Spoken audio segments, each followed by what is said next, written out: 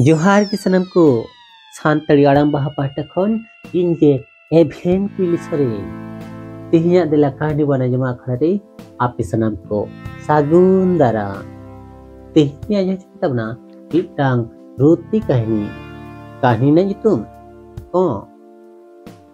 ओला कदाय दासरथी माझी आड़ांग रे इनके एभेन पिली सरे मानखान इन बनते मुझे धबी आजम तावन पे एतहब दन तेह냐 रोती कहनी को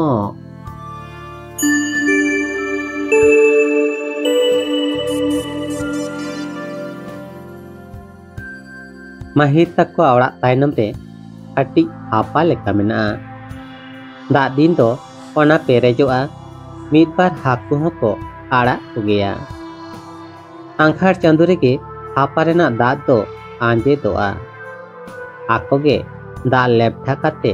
हाकु को साब हो गया नेस तो हाकु साब लहारे के ओका खन चोंग मिटंग लुबुक को हेज काते दिनम हाकुई कोटो एट कोआ झुकते महिर आज बाबा धीरेते को ए चापाट के दिखान हापा दा रे लुटू पुटुइना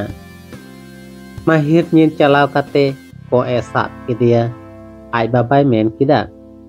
नुई दो भाजी हुआ महिरे मेन किदा बांगा बाबा नुई दो इन आसुलिया आज बाबा मेन किदा धूर लेलहा को दो को आसुल कोते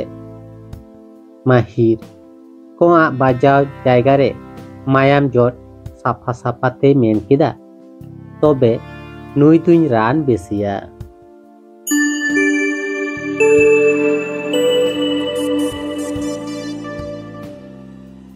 कहानी तो नोटे के मुचेना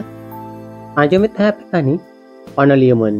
दासरथी माझी गमकिया ऑल रोती कहानी को आड़ांग रे इनगे एभेन कुइली सरेन कहानी कालका पे ओइको किदा कमेंट तलाते बड़ा हचिन पे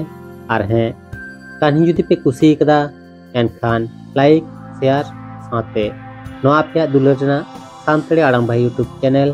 सब्सक्राइब करते बेल आइकन को टेद दो आलोबन हिड़िमा किदा से आरहो नोंका के नवा नवा कहानी को आती सेटेरोआ आपे को मिडोडे ग्रेस्को चपे लगी देला कहानी बोन आजमा अखरे